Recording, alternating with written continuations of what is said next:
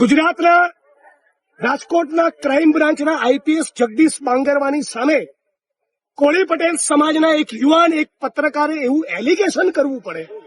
કે એમના ગુદા માર્ગમાં પિચકારી દ્વારા પેટ્રોલ ઘુસેડવામાં આવ્યું, એ કેટલી હદની વિકૃતિ કહેવાય। આ બાબતે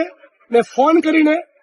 ગુજરાતના હોમ મિનિસ્ટરને જાણ કરી, રૂબરૂ રાજ્યના મુખ્યમંત્રીને જાણ કરી, અને એ છતાં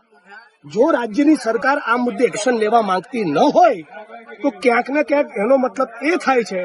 કે રાજ્યની સરકાર એવું ઈચ્છે છે કે રાજ્યના નાગરિકોને ફટકારો, એમના માનવ અધિકારનું ભંગ કરો, આવી વિકૃતિનું પ્રદર્શન કરો।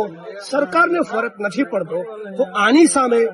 હજારો લોકોની મેદની અમે લોકો 14 એપ્રિલ ડોક્ટર બાબા સાહેબ આંબેડકરની જયંતિના દિવસે કરી